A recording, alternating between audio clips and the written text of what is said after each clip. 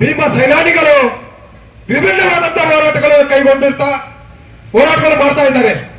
ಅದರ ಭಾಗವಾಗಿ ಸುಮಾರು 2013ರಲ್ಲಿ ನ್ಯಾಯಮೂರ್ತಿ ಸದಾಶಿವ ಆಯೋಗವನ್ನು ಅವತ್ತಿನ ಬಿಜೆಪಿ ಸರ್ಕಾರವನ್ನು ರಚಿಸಿ ಈ ಒಳ ಮೀಸಲಾತಿಯನ್ನ ಏನು ಸದಾನಂದ ಗೌಡರಿಗೆ ಕರ್ನಾಟಕದ ಸಿಎಂ ಆಗಿರ್ತಕ್ಕಂಥ ಬಿಜೆಪಿ ಸರ್ಕಾರ ಸಂದರ್ಭದಲ್ಲಿ ಸದಾಶಿವ ಆಯೋಗದ ವರದಿಯನ್ನ ಜನಗಣತಿ ಆಧಾರವಾಗಿ ಸದಾನಂದ ಗೌಡರಿಗೆ ಅವತ್ತಿನ ದಿನಗಳಲ್ಲಿ ನಮ್ಮ ಎನ್ ನಾರಾಯಣ ಸ್ವಾಮಿ ಅವರು ಮತ್ತು ಗೋವಿಂದ ಕಾರಜೋಳ ಅವರು ಮತ್ತು ಸದಾಶಿವ ಆಯೋಗರು ನಮ್ಮ ಒಳ ಮೀಸಲಾತಿ ವರದಿಯನ್ನ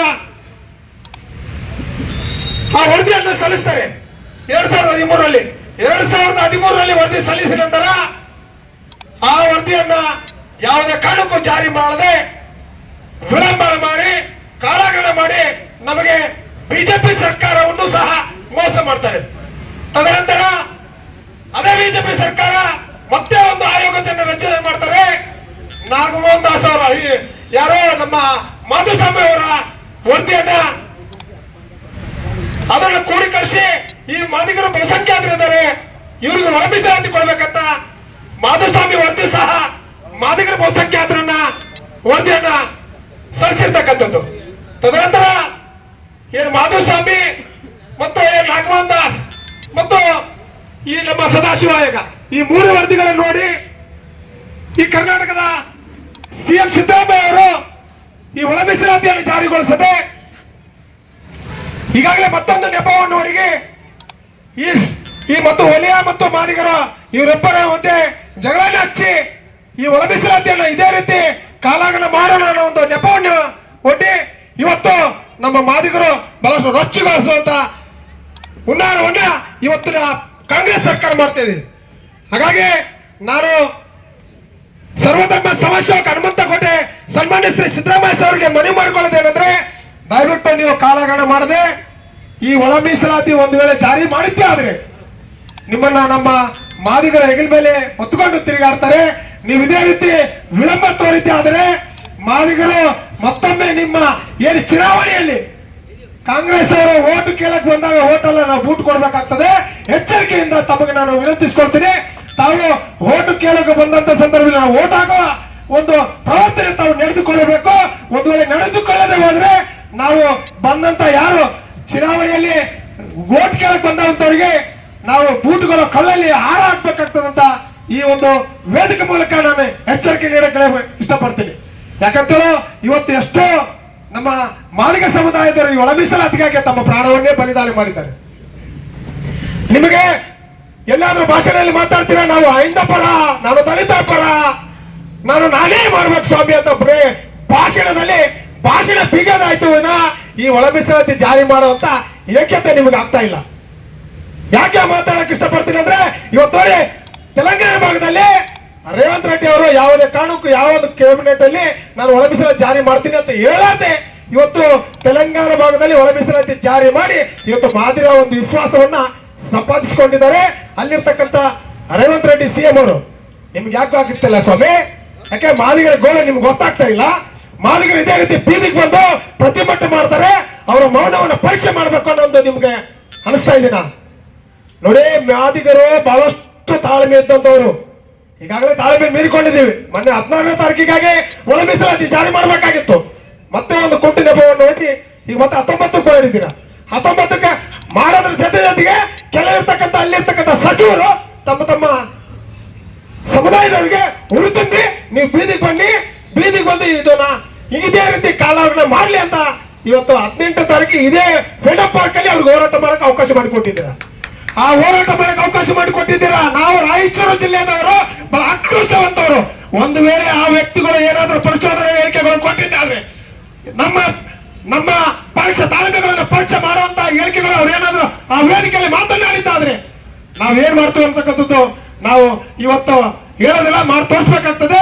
ನಾಳೆ ಹೇಳ್ತಕ್ಕಂಥ 18ನೇ ತಾರೀಕಿನಲ್ಲಿ ನಡ್ತಕ್ಕಂಥ ಏನು ಅವರು ಬಲಗೈ ಸಮುದಾಯದವರು ಈ ಒಳ ಮೀಸಲಾತಿಯನ್ನು ವಿರೋಧಿಸಿ ಮಾಡ್ತಾ ಇದ್ದಾರಲ್ಲ, ಆ ವಿರೋಧ ಮಾಡ್ತಕ್ಕಂಥವರಿಗೆ ನೀವು ಏನ್ ಪ್ರೊಟೆಕ್ಷನ್ ಕೊಡ್ತಿರೋ, ನಮ್ಮ ಮಾದಿಗರಿಗೆ ಏನ್ ಪ್ರೊಟೆಕ್ಷನ್ ಕೊಡ್ತಿರೋ, ಇದೇ ವೇದಿಕೆಯಲ್ಲಿ ನೀವೇನು ಫ್ರೀಡಂ ಪಾರ್ಕ್ ಅಲ್ಲಿ ಅವ್ರಿಗೆ ಅವಕಾಶ ಮಾಡಿಕೊಟ್ಟಿದ್ದೀರಾ. ನಿಮ್ ನಾಚಿಕೆ ಆಗ್ಬೇಕು ನಿಮ್ ಜನ್ಮಕ್ಕೆ. ಇದೇ ವೇದಿಕೆ ಅವ್ರಿಗೆ ಹೆಂಗೆ ಅವಕಾಶ ಮಾಡಿಕೊಡ್ತೀರಿ? 35 ವರ್ಷಗಳಿಂದ ನಿರಂತರವಾಗಿ ಮಾದಿಗರು ತಮ್ಮ ಹಕ್ಕಿಗಾಗಿ ಹೋರಾಡ್ತಾ ಇದ್ದಾರೆ. ತಮ್ಮ ಹೆಣ್ಣು ಮಕ್ಕಳು ಬಿಟ್ಟು ಪ್ರತಿಭಟನೆ ಮಾಡ್ತಾ ಇದ್ದಾರೆ. ಮಳೆ ಕೆರೆ ಅನ್ನದೇ ಪ್ರತಿಭಟನೆ ಮಾಡ್ತಾ ಇದ್ದಾರೆ. ಸೌಜನ್ಯಕ್ಕಾದ್ರೆ ನಿಮಗ ಗಮನಕ್ಕಿಲ್ವಾ? ಹೆಂಗ ಅವಕಾಶ ಮಾಡಿಕೊಡ್ತೀರಾ ನೀವು? ಹೌದಲ್ಲ, ಇಷ್ಟು ಕಷ್ಟಪಟ್ಟು ಒಳ ಮೀಸಲಾತಿಗಾಗಿ ಅವರ ಕುಟುಂಬನೇ ಬೆಲೆ ಹೊತ್ತಿದ್ದಾರೆ, ಅವರ ಪ್ರಾಣವನ್ನೇ ತ್ಯಾಗ ಮಾಡಿದ್ದಾರೆ ಅನ್ನೋ ಸೌಜನ್ಯ ಅಂತ ಆದ್ರೂ ನಿಮಗೆ ಗಮನಕ್ಕಿಲ್ಲ.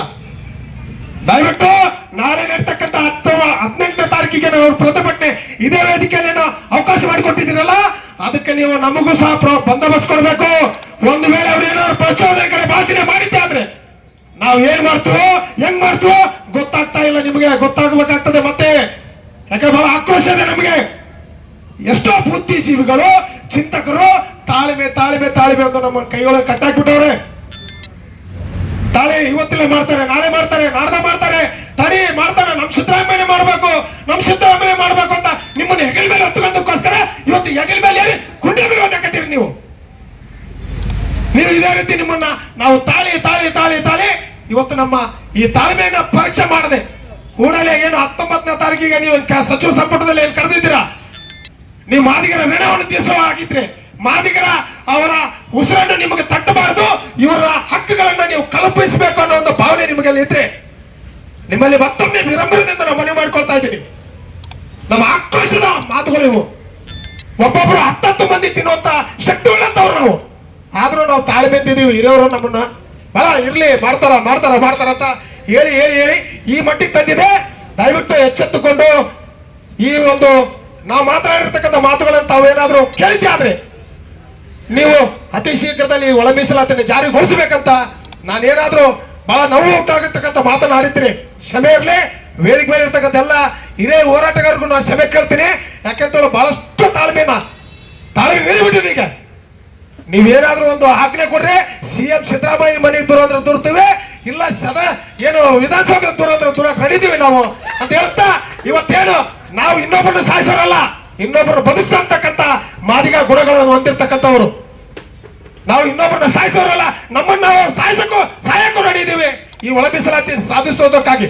ಯಾಕೆಂತರು ಅನೇಕ ಮಹನೀಯರ ಅವತ್ತಿನಿಂದಲೇ ತಮ್ಮ ಪ್ರಾಣವನ್ನ ಕೊಟ್ಟಿರ್ತಕ್ಕಂಥ ಏನಂದ್ರೆ ಸಹನೆ ನ್ಯಾಯ ವಿನಯತೆ ಭಯ ಭಕ್ತಿಯಿಂದ ಬದುಕ್ರಿ ಅನ್ನೋ ಒಂದು ಆಜ್ಞೆಗಳನ್ನ ನಮ್ಮ ಕಟ್ಟುಕೊಟ್ಟಿದ್ದಕ್ಕಾಗಿ ಇವತ್ತು ಅನೇಕ ಅಮರ ವೀರರುಗಳ ತಾಳ್ಮೆಯಿಂದ ಹೊಂಟಿದ್ದೀವಿ.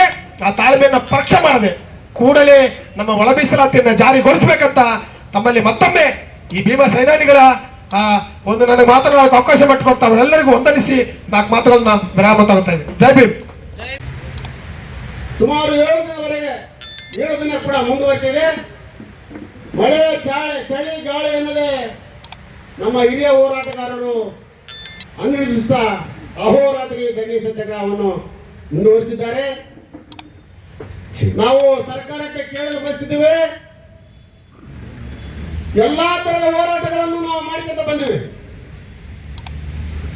ಇದೇ ಆಗಸ್ಟ್ 1ಕ್ಕೆ ಇಡೀ ರಾಜ್ಯದ 28-30 ಜಿಲ್ಲೆಗಳಲ್ಲಿ ಅರೆಬತ್ತರ ಮೆರವಣಿಗೆ ಮಾಡಿ ಸರ್ಕಾರಕ್ಕೆ ಎಚ್ಚರಿಕೆ ಕೊಟ್ಟಿದ್ದೀವಿ. ನಾವು ಕೇಳೋದಕ್ಕೆ ನಾವು ಯಾರ ಆಸ್ತಿಯನ್ನು ಕೇಳ್ತಾ ಇಲ್ಲ, ನಮಗೆ ಸಿಗಬೇಕಂತ ಪಾಲು ನಾವು ಕೇಳ್ತಾ ಇದ್ದೀವಿ. ನಾವು ಬೇರೆಯವರ ಆಸ್ತಿ ಕದ್ದು ನಾವು ಬೆಳಕಬೇಕು, ನಾವು ಆಸ್ತಿ ಅಂತಸ್ತು ಮಾಡ್ಬೇಕಂಬುದೇನಿಲ್ಲ. ನಾವು ಈ ರಾಜ್ಯದಲ್ಲಿ ಬಹುಸಂಖ್ಯಾತರಿದ್ದೀವಿ, ನಮ್ಮ ಜಾತಿ ಶೋಷಣೆಗೊಳಪಟ್ಟಿದೆ, ನಾವು ನಿಷ್ಠವಾಗಿ ಬದುಕುತ್ತಿದ್ದೀವಿ, ನಾವು ತುಂಬಾ ಬಡಬಡವರಾಗಿದ್ದೀವಿ. ನಮ್ಮ ಮಕ್ಕಳು ಓದಿ ವಿದ್ಯಾಭ್ಯಾಸ ಮಾಡಿ ಮನೆಯಲ್ಲಿ ಸರ್ಕಾರಿ ಕೆಲಸವಿಲ್ಲದೆ ಮನೆಯಲ್ಲಿ ಕುಂತಿದ್ದಾರ. ಮತ್ತು ಅದೇ ರೀತಿಯಾಗಿ ರಾಜಕೀಯದಲ್ಲಿ ಕೂಡ ನಾವು ಹಿಂದುಳಿದಿದ್ದೀವಿ. ನೋಡಿ ಈ ರಾಜ್ಯದಲ್ಲಿ ಹೆಂಗೆ ಪರಿಸ್ಥಿತಿ ಅಂದ್ರೆ ಕೇವಲ ಬಹುಸಂಖ್ಯಾತರು ಅಂತ ಹೇಳ್ತಿದ್ವಿ, ಕೇವಲ 6 ಜನ ಮಾತ್ರ ನಮ್ಮ ಮಾದಿಗರು ವಿಧಾನಸೌಧದಲ್ಲಿದ್ದಾರೆ. ಹಾಗಾಗಿ ನಾವು ಹಿಂದೆ ಸದಾಶಿವ ವರದಿ ಜಾರಿ ಮಾಡಿರ್ತೇವೆ. 2012ರಲ್ಲಿ ಬೆಳಗಾವಿ ಸುವರ್ಣಸೌಧದ ಮುಂದೆ ಸುಮಾರು 40-50 ಸಾವಿರ ಜನ ಸುವರ್ಣ ಹೋರಾಟ ಮಾಡುವಾಗ ನಾವು ಶಾಂತಿಯುತವಾಗಿ ಹೋರಾಟ ಮಾಡ್ತಿದ್ವಿ.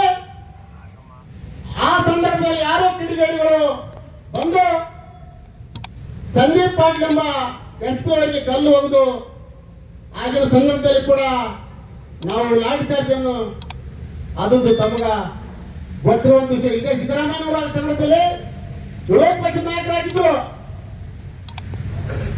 ಅವರ ಕೇಳುವಂತ ಬೇಡಿಕೆ ಸತ್ಯ ಇದೆ, ನ್ಯಾಯವಾಗಿ ಬೇಡಿಕೆ ಇದೆ ಅಂತೇಳಿ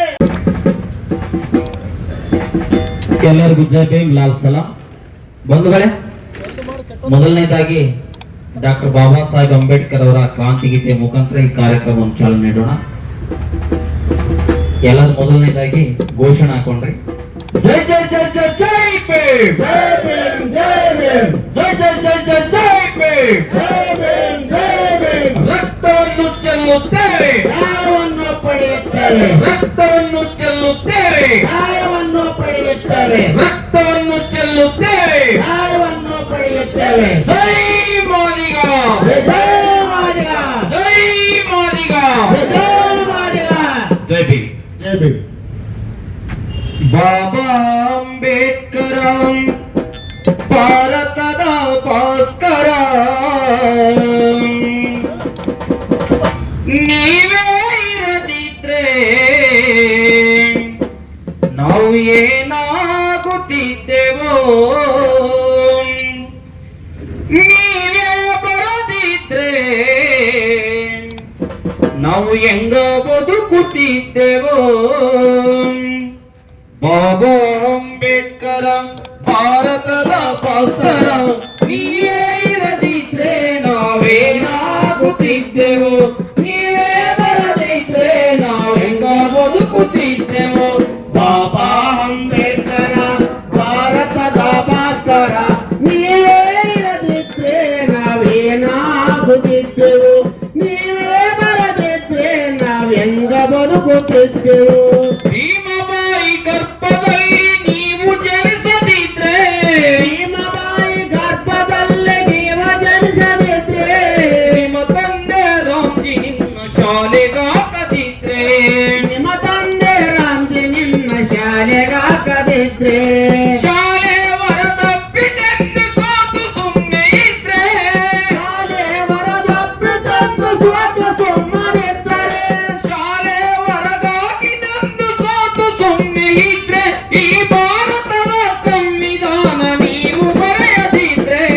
ಬಾಬಾ ಅಂಬೇಡ್ಕರ ಭಾರತದ ಭಾಸ್ಕರ, ನೀವೇ ಇರದಿದ್ರೆ ನಾವೇನಾಗುತ್ತಿದ್ದೆವು, ನೀವೇ ಬರದಿದ್ರೆ ನಾವ್ ಹೆಂಗ ಬದುಕುತ್ತಿದ್ದೆವು. ಬಾಬಾ ಅಂಬೇಡ್ಕರ ಭಾರತದ ಭಾಸ್ಕರ, ನೀವೇ ಇರದಿದ್ರೆ ನಾವೇನಾಗುತ್ತಿದ್ದೆವು, ಇರದಿದ್ರೆ ನಾವೇನಾಗುತ್ತಿದ್ದೆವು, ನೀವೇ ಬರದಿದ್ರೆ ನಾವು ಹೆಂಗ ಬದುಕುತ್ತಿದ್ದೆವು. ನೀವೇ ಬರದಿದ್ರೆ ನಾವೆಂಗ ಬದುಕುತ್ತಿದ್ದೆವು. ಮನುಸ್ಮೃತಿಯನ್ನು ನೀವು ಸುಟ್ಟು ಹಾಕದಿದ್ರೆ, ಮನುಸ್ಮೃತಿಯನ್ನು ನೀವು ಸುಟ್ಟು ಹಾಕದಿದ್ರೆ, ನೊಂದ ಜನರ ವಿಮೋಚನೆಯ ಶಪಥ ಮಾಡದಿದ್ರೆ, ಒಂದು ಜನರ ವಿಮೋಚನೆಯ ಶಪಥ ಮಾಡದಿದ್ರೆ, ಜ್ಯೋತಿರಾವ್ ಫುಲೆ ಅವರ ದಾರಿ ನಡೆಯದಿದ್ರೆ, ಜ್ಯೋತಿರಾವ್ ಫುಲೆ ಅವರ ದಾರಿ ನಡೆಯದಿದ್ದರೆ, ತಂದೆ ಪೆರಿಯಾರರ ದಾರಿ ನಡೆಯದಿದ್ರೆ, ತಂದೆ ಪೆರಿಯಾರರ ದಾರಿ ನಡೆಯದಿದ್ದರೆ, ಬಹುಜನರ ಬಾಳಿನಲ್ಲಿ ಬೆಳದಿಂಗಳಾಗದಿದ್ರೆ. ಬಾಬಾ ಅಂಬೇಡ್ಕರ ಭಾರತದ ಭಾಸ್ಕರ, ನೀವೇ ಇರದಿದ್ರೆ ನಾವೇನಾಗುತ್ತಿದ್ದೆವು, ನೀವೇ ಬರದಿದ್ರೆ ನಾವೆಂಗ ಬದುಕುತ್ತಿದ್ದೆವು. ಬಾಬಾ ಅಂಬೇಡ್ಕರ ಭಾರತದ ಭಾಸ್ಕರ, ನೀವೇ ಇರದಿದ್ರೆ ನಾವೇನಾಗುತ್ತಿದ್ದೆವು, ನೀವೇ ಇರದಿದ್ರೆ ನಾವೇನಾಗುತ್ತಿದ್ದೆವು, ನೀವೇ ಬರದಿದ್ರೆ ನಾವು ಹೆಂಗ ಬದುಕುತ್ತಿದ್ದೆವು. ನೀವೇ ಬರದಿದ್ರೆ ನಾವೆಂಗ ಬದುಕುತ್ತಿದ್ದೆವು. ಚೌಡಾದ ಕೆರೆಯ ನೀರು ನೀವು ಮುಟ್ಟದಿದ್ರೆ, ಚೌಡಾದ ಕೆರೆಯ ನೀರು ನೀವು ಮುಟ್ಟದಿದ್ರೆ, ಕಾಳರಾಮ ಗುಡಿಯ ಮೌಢ್ಯ ಮಟ್ಟ ಹಾಕದಿದ್ರೆ,